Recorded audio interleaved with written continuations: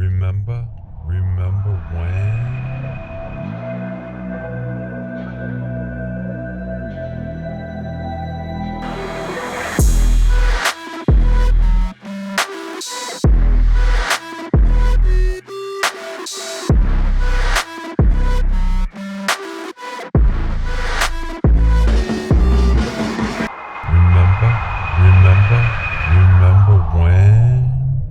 I'm going to take a sip of coffee. I waited for this. Are we ready?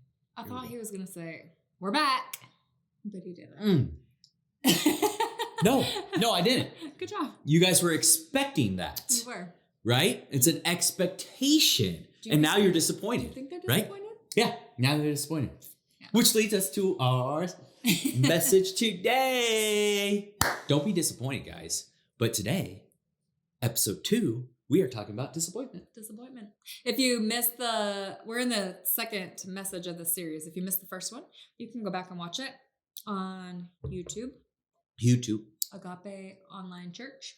Agape Online You can watch it on Instagram, Facebook. Boom, boom, boom, boom. All of that, Agape Online Church. You can watch it on our website, which is a pretty cool website. So you know what? Even if you don't want to watch the message, just go look at the website. Check out the website. Yeah, please do. And that's too many options, I think. No way. Did we set it up for a lot of options? A lot of options. So you choose, right? You won't be disappointed. Is Agape. That's pretty good. You won't be disappointed. That's pretty good. Website is agapeonlinechurch.com. Yes. We used to be .org. We're not. We're .com now. So don't. And the main reason we did that is because everyone's like, "Oh, what is it? .com." Whatever. It's .com's easy. There we go. agapeonlinechurch.com. Yep. Go check it out. You can watch the first message in the series. You can watch any message you want that we've ever done. That's right. Online. That's right. And there's lots of them on there. So it's all there. It's all there for you. And we hope it's an encouragement. And we hope you just get a tiny little glimpse of how big and good our God is. Yeah. Jesus is amazing and what he can do in your life. We hope that we could shed. Sally sells seashells by the seashore. Shed some light. Say that again. A timeout. Say that again. Sally says ain't nobody got time for that. You guys didn't want to hear her say that? Oh no, that was unscripted. Whoa. What is scripted in this? I just show of ours. I tell you, those little rascals. Anyway. Oh man. You don't even know what you're gonna say at this point. Yeah, because you interrupted. You interrupted yourself. You interrupted me. Sally. Let's get in a fight. You just disappointed me. And my name's not Sally. Oh. Anyways, here we go. So anyway, like I was saying, if you wanted to watch those messages, you can. If you like these messages, if they do shed light onto your life, like I think Chris was gonna say, and they bring you joy, they bring you encouragement, or you just think they're funny. I don't know. If you want to never miss them, then just when you go to YouTube, subscribe and turn on your notifications, and then it'll just pop up automatically every time we make a new message. It'll just pop up and say, "Oh, Chris and Monica made a new message. Want to watch it? Sure." Also, if you would be kind enough, just share it. Right? Share it. Or if you think you watch a message and you think of somebody where you're like, man, this would be really helpful to them. Yes. They've been struggling with this or that, or like, I think they would really enjoy this. Share it.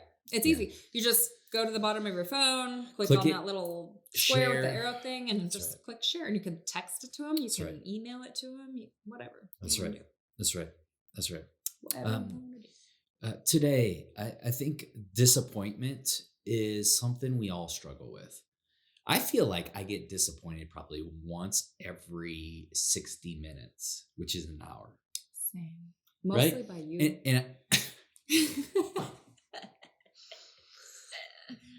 Just kidding, guys. I'm just kidding.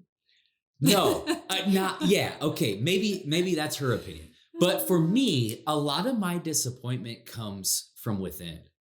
Like my mind. I think my mind races, just like yours, way too much on things that have nothing to do with me.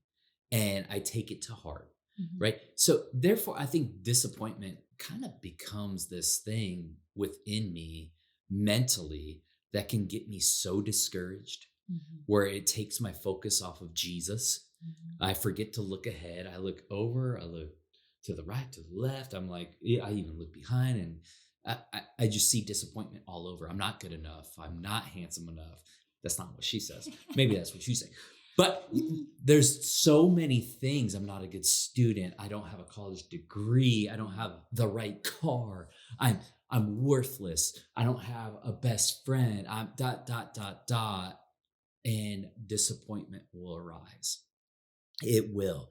And we are in the month of mental health Mhm. awareness, which I think I'm just so grateful that there is awareness, that more people are in tune or have the ability and resources to get help for their mental health. Mhm. And if that's you right now, please contact us. Mhm. We have the resources to get you help, Mhm. to get you counseling. And if you're saying like, oh, I ain't going to counseling, you need to go.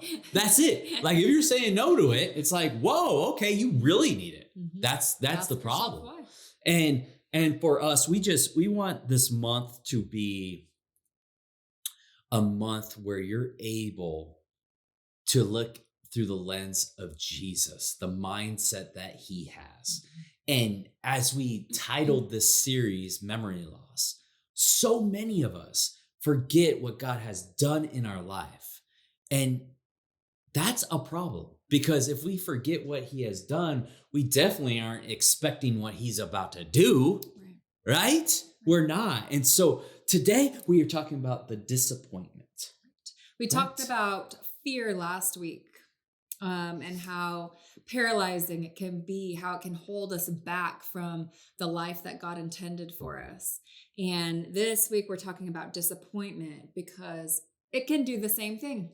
It can paralyze you, and it can hold you back from the beauty that God has for you in your life, right? That's right. Yep. Like Chris said, we oftentimes forget the promises that God has made to us. We forget all the good things that he's done in our life in the past. And instead, we hold on to the negative memories that we have, right? We hold on to the disappointment. We hold on to the fear. We hold on to these things that hold us back from living life, living out the plan that God has for you. In the Bible, it tells us that God created you for a purpose, right? It says that he has a plan and a purpose for your life, and it's a good plan. And so if that's true, then we have nothing to fear, and we can't live our life through this lens of disappointment, constant disappointment. And if we're real with ourselves, we are disappointed all of the time. All of the time. And where that comes from is expectations, right? We all have these expectations of what we think life is supposed to look like, what today is supposed to look like, right? What our birthday is supposed to look like, or how our husband's supposed to talk to us today, or what our kids should do at school, or what our house should look like, or whatever it is. We all have these expectations like, oh, it's Valentine's Day, our anniversary, and it should be like this. And then it's not like that, right? And then we are disappointed. We make a meal and we're like, oh, it's gonna taste this way, and then it doesn't, and we're disappointed, right? And we can do this with so many things in our lives. And Monica, you are right. We do this with everything in every our life. single thing.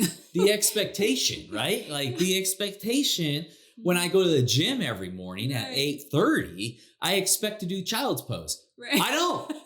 Right? Like, let's call it what it is. Unrealistic expectation. That's unrealistic, right? Like it is, but you think about all these expectations, and then like that was a silly one. But in our life, Monica, you are correct. We put expectations on everything and everyone. Yep. Unfortunately. One of my old bosses always told us that we should always under promise and over deliver, right?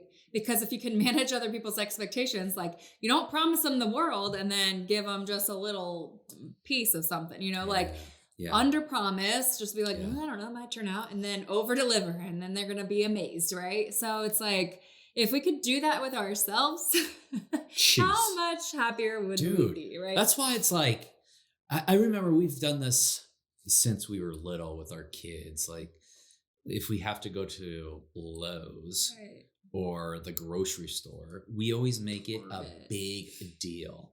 Like we set the expectation like really high on the littlest things, right? Like going to Lowe's is great. Look at that wood. Yeah. It's perfect, right? And we've done this since they were little because it's the mindset of like, do you know how fortunate we are to have another breath here in the United States? To get to go to the store and buy wood. Do you understand?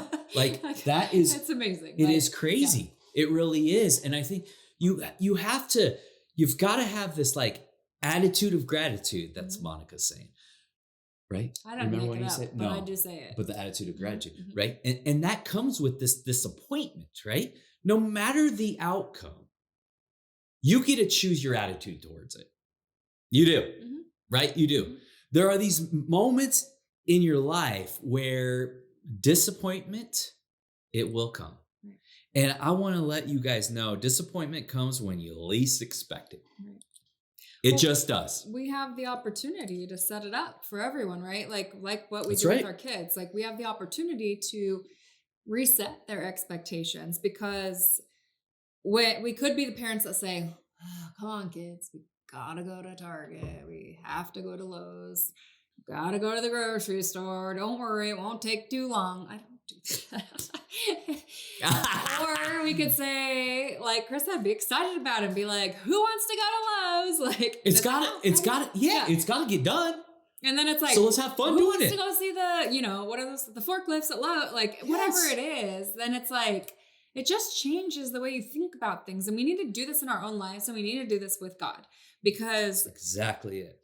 So often especially for those of us who don't quite believe maybe, or like you're on the fringe, right? And you're like, I don't know if this is real or not. Yeah. Like you want to be disappointed in God, right? It's like you're looking for reasons to be disappointed in God and the whole thing, right? And the people who follow him and all of that. You're looking for the holes, you're looking for the faults. And it's like, nope, this happened to me. It was a bad situation. Can't believe in that, right? Right. Nope, God let me down. He said, this is a sin or that's a sin, and I can't believe in that. That's ugly. Like, I don't want to be part of it. Nope. Right. I saw a guy once and he was a Christian and you know what? He was cussing. He said something rude to somebody. No, I don't want to be anything like that. That guy's a hypocrite.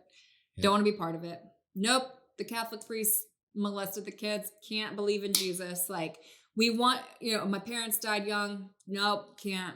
Whatever it is, we experience loss. We experience extreme disappointment in whatever this life is, whatever we thought our life was supposed to look like, because it didn't go as planned, right? How many of us think that we can plan out our whole life and that it should look a certain way, and when it doesn't, we are extremely disappointed. And we use that as an excuse to not want to believe in the goodness of God and the goodness of other humans. We want everyone around us to fail. We want God to fail us because then we don't have to believe in that, and it makes our life seem simpler, right? But the reality is that God has a plan for your life, and it's not the same as your plan for your life.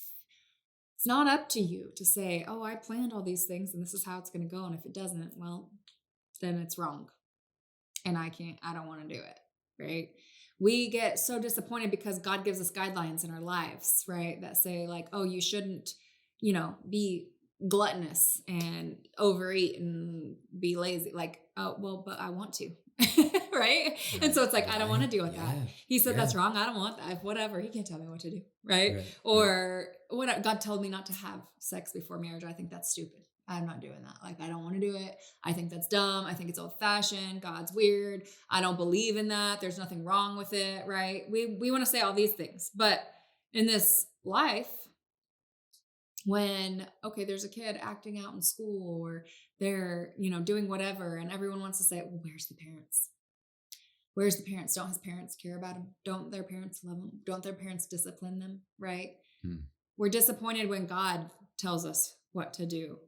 But when we see little children acting out, we want to blame the parents because they're not doing their job of guiding these children, right? Of guiding the kids and telling them what's right and wrong and trying to help them live their lives in the best way possible. And when God tries to do that for us, when he's trying to help us avoid pain and he's trying to help us avoid hurting ourselves or other people, when he's trying to help us to live our life to the fullest potential, we want to sit back and say, well, that's disappointing, God, because I really want to have sex before marriage. That's disappointing and it doesn't make sense to me.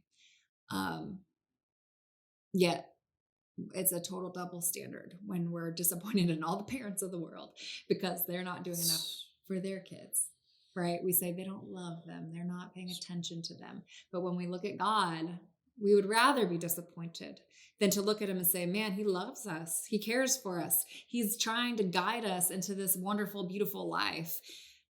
But we're not. We're disappointed. We're disappointed in the guidelines he's made us. We're disappointed that life didn't go the way we thought it should. We're disappointed that we don't have the things we thought we should have, rather than having the attitude of gratitude, like Chris said. If we could look through the lens, if we could sit back and we could see the beauty that God has placed in our lives, and we could see the goodness that he brings out of every hardship that we have.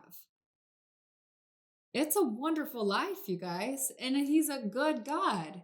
And he has provided for us over and over again. And he'll continue to do that. He's comforted us. He's brought us through the hard things. That's right. Even when life doesn't go as you thought it would, guess what? That turn you're going to take, it's going to lead you to somewhere great. If you could believe that and let go of the expectations that you have for your life, your disappointment would be far less. I'm going to let you in on a little secret that I don't think you want to hear. People will always let you down. Right? There's big disappointment in people. But people are always going to let you down. That's what you need to know today. One of our friends, he's a pastor, and he has the greatest quote that I've ever heard in my life. Greatest quote. He said, people suck. God is good. How accurate and how true is that? We have to know that. That doesn't mean you don't love people. That means that the expectation of people realizing we're included in those people who suck, right? We're not saying everybody else sucks. No, it's us too. We do sucky things. No, I didn't say. I said people. Yeah. So if you're a human, you're a person. Yeah. Right? Yeah. Because she does all the time.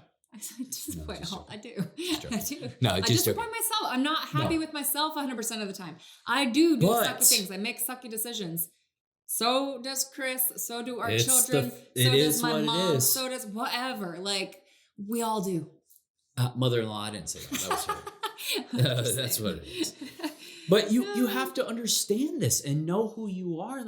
People are going to let you down, but how you respond to that brings God the glory. It truly does. 1 Peter 5:8 says this, control yourselves. We all need to control ourselves. One way or another, something's going to happen. We're going to raise our voice or we're going to do something that we shouldn't. But instead, woo-hoo, just simmer down. Control yourselves. And then it goes on and it says, be on guard. We have to be on guard. Why do we have to be on guard? Because when you look around, something bad is going to occur. Something's going to disappoint you. And it goes on and says this, your enemy, aka the devil, is like a roaring lion. He prowls. Dude, I'm sorry, guys. Speaking, holler. It's a tough thing to do sometimes. Like a lion. He prowls around. Looking for someone to chew up and swallow. That doesn't sound pleasant. No. It doesn't at all. He is looking to destroy us. And one of his tricks is playing with your mind and allowing disappointment to seep in and get you. Take root. And take over your soul. And your soul just becomes so just bitter towards people and towards God. Mhm. And oftentimes we gotta realize, like, the disappointments in your life, they can do one of two things. They can either push you forward or it will pull you back. Mhm. And when it pulls you back, it hurts. We have to move forward when disappointment comes. We have to take it, look at it, examine it. Right. Who's it coming from? The devil wants to get in and destroy you and tell you lies and disappoint you over and over and over again. And God wants to lift you up, build you up, and take you to places and spaces that you don't belong, that you don't think you can go to. And I love how that verse says to be on guard, right? Because your enemy is prowling around, right? And it just lets you know, like, be on guard. Know that there are going to be some things that happen. Be on guard. There are some disappointing things coming your way. That's it. But I think that the thing is that when you're on guard, when you are expecting it, it's a little bit easier to get back up, right? It's like if you've ever been sucker punched, I never have, thank you, like God for that, but don't want to be. But like, there's a term for it because it's worse than having a punch coming at you when you know it's coming, right? Absolutely. Because it's like Absolutely. when you're on guard, like if you just go and knock someone out when they're not expecting it, their chances are they're going to fall to the ground. But you're in a boxing ring and you know you're going to get punched. You're ready for it, right? Yep. You have that stance. Yep. You're ready to get back up. You have the adrenaline going for you. All of those things. You're looking for the next move, so when you're on guard and you're looking around and you know that disappointment is coming, you're not going to blame God for it because you know it's where it's coming from. Right. You're not going to look around and start blaming the people around. You're not going to blame God for it. You're not going to start to think that the whole thing is, going to fall apart because it's like, I know disappointment's coming, but God is still good. I know that these things are going to happen, but I know who keeps me strong.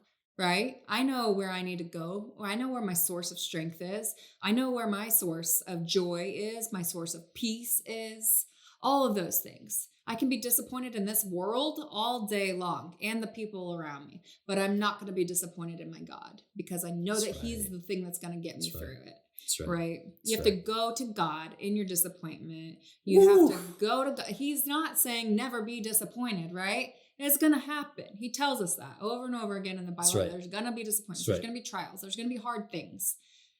But come to Him. That's right. Right? He says that He'll be your strength. When you're weary, right? He will be the one that holds you up. When you feel like you can't do it anymore, when you have that anxiety, when you feel paralyzed, when you're depressed, all of these things, He is your strength. He is your peace. He is your comforter. Right? He has all of these names. He is the love that is going to fill you from the inside out. You have the Spirit of God living in you if you will allow it. The same God, the same Spirit that rose Jesus from the dead is alive in you. It will get you through this thing. It will get you through to the next thing. Don't sit in that disappointment forever. Let God know, I'm disappointed in this thing. It stunk, like it hurt, it whatever. That's right. What's next? Show me what's next. Huge. How do I get through it? Huge. Pull me through. And He will. He's promised us that. He absolutely Forget about those things and remember who God is. Remember what He's done for you in the past. That's right. Right? Don't forget who He is. Don't forget all of the things that He's already pulled you through because that's what's going to pull you through again and again and again. Right? Chris and I got these tattoos on our arms. It was Chris's first tattoo. Had dude, it was terrifying. It was terrifying. I was terrified. So terrified. Let's see, we had Taylor already. We had our son Hudson, and we were pregnant with another baby. And ways through the pregnancy, we lost that baby, and we got these tattoos to remember that, but not to remember the hard thing, right? We didn't do it to remember, the sadness or anything like that. We got these after the fact, right? Yep. Once we were feeling whole and happy again, we got these to remember that when we go through hard things, because we were devastated, you guys. We were devastated. We were in bed for like a week, and we were sad. It was terrible. And then a day came when we felt good again, and we felt like life is good and it's okay. And that's when we got the tattoos, because we wanted to remember the fact that through That's a right. devastating thing, we were able to get back up again through something so disappointing, beyond disappointing, right? We were able to, it wasn't the way we thought our life was supposed to go. It wasn't the way we thought the pregnancy was going to go. It wasn't our plan, but it happened. And then we figured out that God got us through it. He comforted us. right. He gave us strength, and he gave us the ability to feel joy again afterward. And so this is to remind us that joy can still come after the most devastating times of your life, right? So no matter how disappointed you are, how discouraged you are, how devastated you are, God can get you through it, and there can be joy on the other side. That's right. That's right. Let's just end on this. 1 Peter 5:7 says, cast all your anxieties on him. Why? Because he cares for you. Today, we hope you were encouraged. We hope that if you feel disappointed, now you're lifted up. Know that God is for you, not against you. We're going to pray for you guys. God, we thank you for your grace. We thank you for your mercy. We thank you for just being there for us. You say, cast all of our anxiety on you, our fears, all of the junk on you because you care. God, we are grateful for that. Take away our disappointment right now. Allow us to always go to you with all this stuff. Always. God, we thank you so much for everyone watching. We pray that they feel encouraged. We pray that they feel your love and your mercy and your wonderful grace. We say this in Jesus' name. Amen. I love clapping. I know you do. Yeah. We all know he does. We all know. Don't forget, that's the expectation next week for me to go like this. You don't. We're going to be disappointed. Woo! Hey, we love you guys. Take care. Have a wonderful week. See you guys. Bye-bye.